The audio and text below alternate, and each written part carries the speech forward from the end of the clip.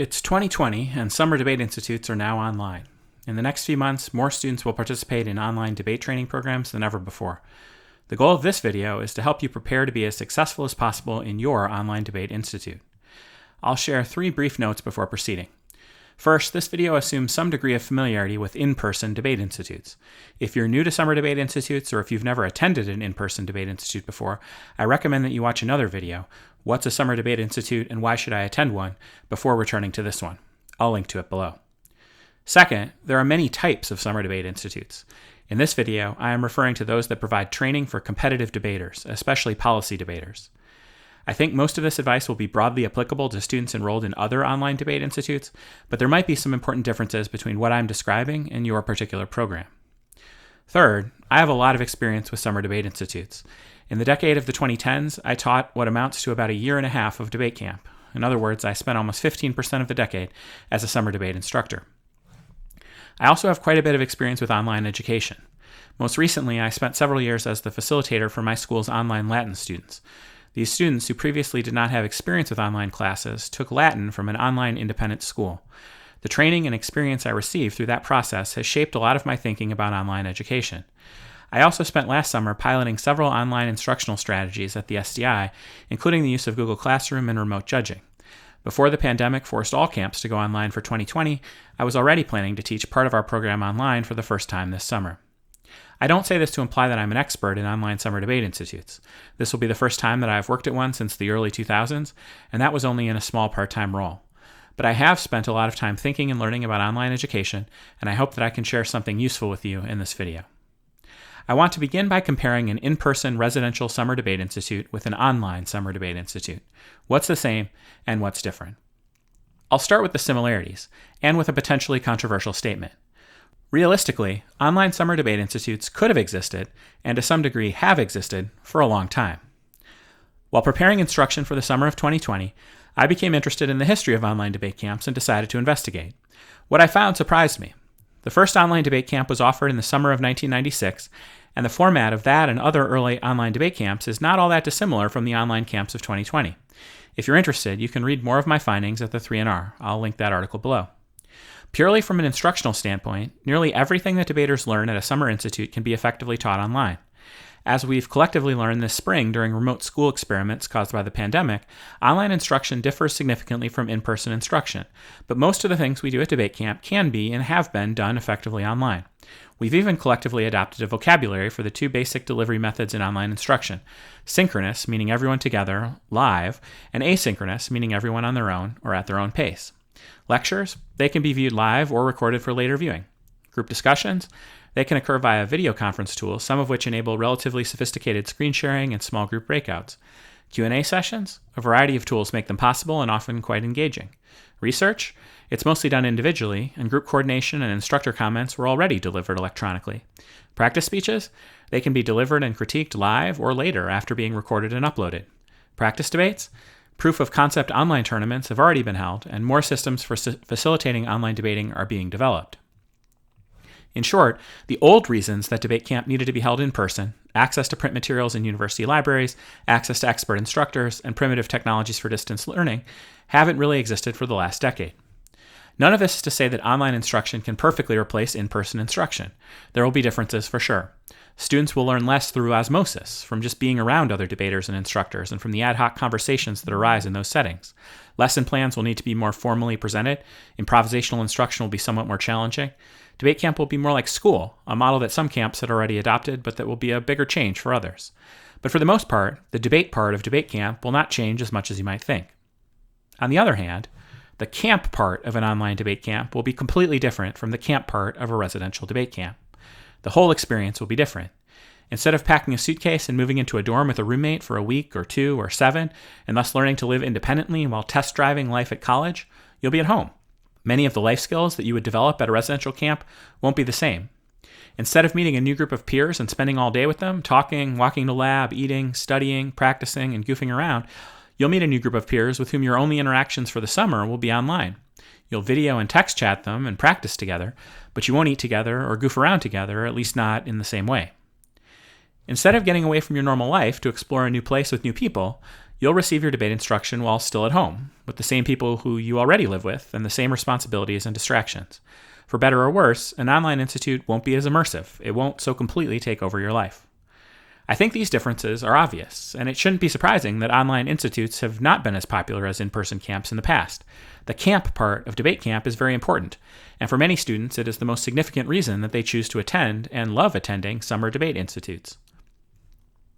For other students, though, an online debate institute will be more appealing, and for some of the same reasons. Most importantly, you won't need to move away from your family and into an intimidating new environment. You should be able to maintain more of your normal routine even while participating in a rigorous debate institute.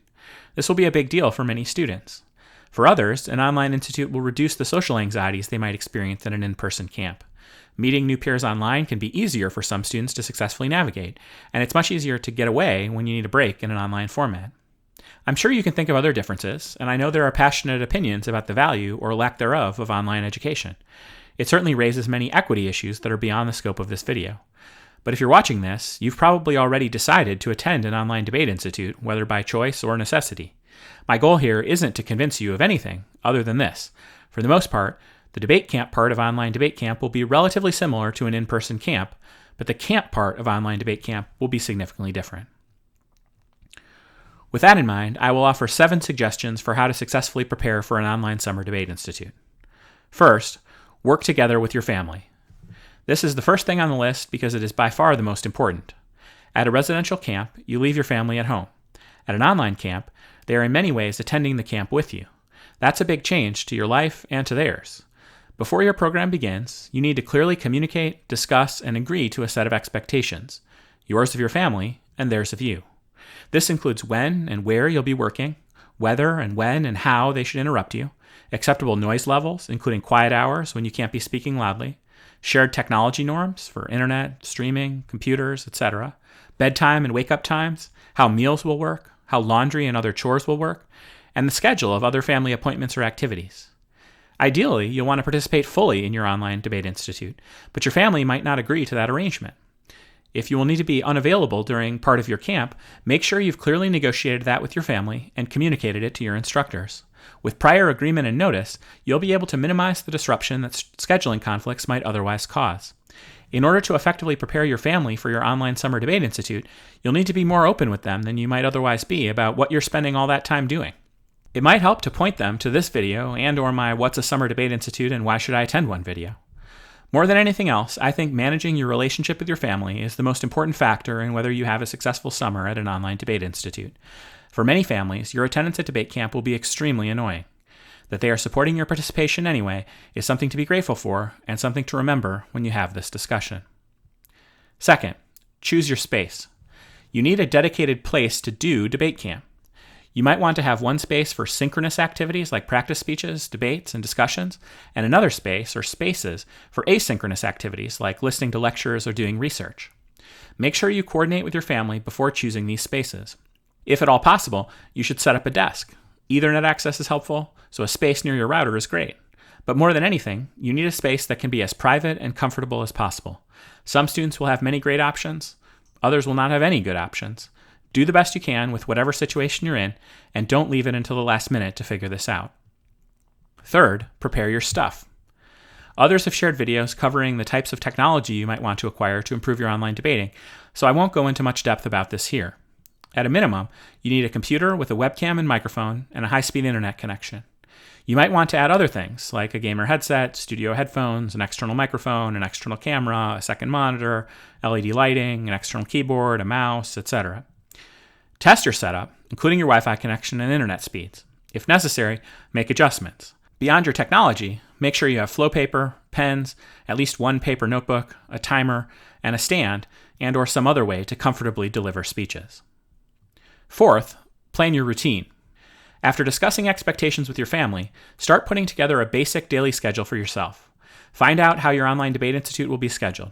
Translate that into your time zone and figure out basic things like when you're getting up, when you're doing individual debate work, when you'll be online for synchronous instruction, when you'll have meals, when you'll exercise, do chores, etc., and when you'll go to sleep. It's okay to adjust this after the program starts, but you should have a good idea of how your days are going to be scheduled ahead of time. Share this with your family and make sure they understand your plan. As much as possible, make decisions in advance that will simplify your day. For example, consider packing your debate clothes and keeping them separate so that you don't have to think about it every day. If you're in charge of your own meals, consider planning them a week in advance. Fifth, review online study strategies. Draw on your experiences from remote school this spring and do some research into suggested strategies for distance learning and online education. There are many guides from colleges and universities, and many share the same basic advice about time management, staying organized, minimizing distractions, developing a routine, actively participating, and reaching out for help when you need it. Reflect on your own experience with online school. What did you do well? What didn't you do well? What would you do differently now that you have more experience with it? This would be a good topic of conversation with teammates and peers. Work together to share best practices, and then choose a few of the most important ones to emphasize as you prepare for your online debate institute. Sixth, plan for self-care.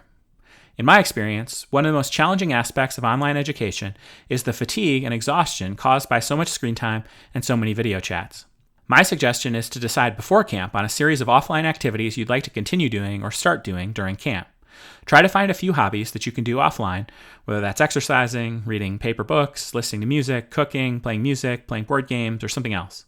Watching TV or movies or playing video games might also be something to consider, even though they don't get you away from a screen. The point is to have a set of activities built into your schedule that give you a break from your computer screen. You should also try to find ways to get away from your screen when doing your debate work. Take frequent breaks, listen to rather than watch lectures that don't have visual components, take paper notes, etc. You should also think about in advance how you will identify, communicate, and act upon the need for a mental break during your institute. At residential camps, you can call in sick once in a while if you're not feeling well and need a break. In some ways, that's easier in an online camp, but in other ways, it's more difficult. You're not sick, and you might not feel like you have an excuse for needing some time off. But it will be easy to get burned out in an online institute, and it's important that you start figuring out how to cope with that now so that you're ready when it inevitably happens. Seventh, prepare for the debate part. This is the same as it would be for an in-person camp. I've discussed this before in previous videos, so I won't rehash it here. Check out my other videos for tips about goal setting, mindset, interacting with instructors, and other techniques for getting the most out of camp. That you're attending an online camp instead of an in-person camp won't affect most of these suggestions. I'll link to those videos below. To review, my 7 suggestions for how to successfully prepare for an online summer debate institute are: work together with your family, choose your space, prepare your stuff, plan your routine, review online study strategies, plan for self-care, and prepare for the debate part. Finally, I'll close by offering 6 suggestions for what to do at your online debate institute after it begins. First, keep an open mind. Don't compare the online institute to an in-person institute you've attended in the past, and don't pre-complain or make snap judgments about its shortfalls.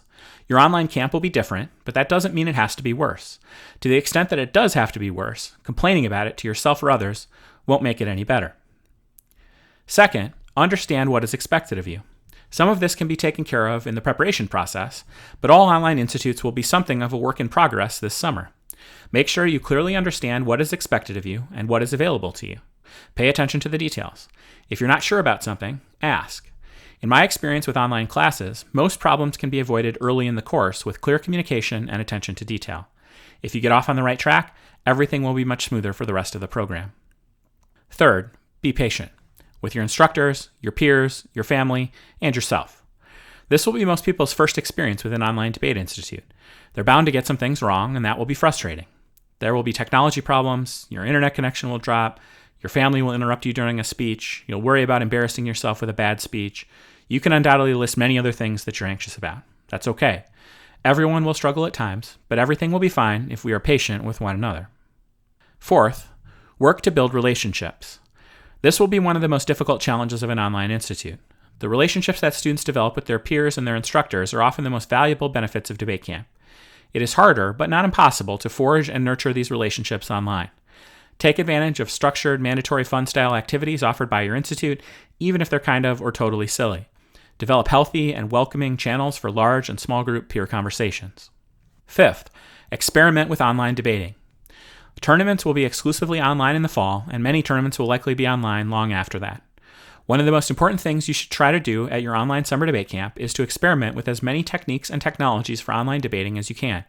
Get some experience with different platforms, try different screen arrangements, if possible, try different technology setups, work on improving your audio and video quality, practice different ways to communicate with your partner, Get feedback from as many peers and judges as possible. There are many ways to get online debating right, but what's right for someone else might not be right for you. This summer is the time to find out. Sixth, collaborate across institutes. The move to online instruction opens the door to much more robust collaboration between students and instructors at different programs. Make it a goal to reach out and develop relationships with teammates and friends at other institutes. Share best practices and suggestions for how to be a better online debate student.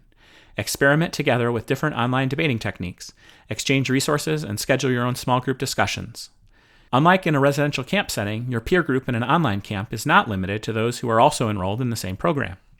This doesn't mean you should spend your days chatting instead of learning, but you can learn a lot from occasional, intentional, and thoughtful conversations with peers in other programs. To review, my 6 suggestions for what to do at your online Summer Debate Institute are: keep an open mind, understand what is expected of you, be patient, work to build relationships, experiment with online debating, and collaborate across institutes. I hope this video will help you prepare to be as successful as possible in your online debate institute. Good luck.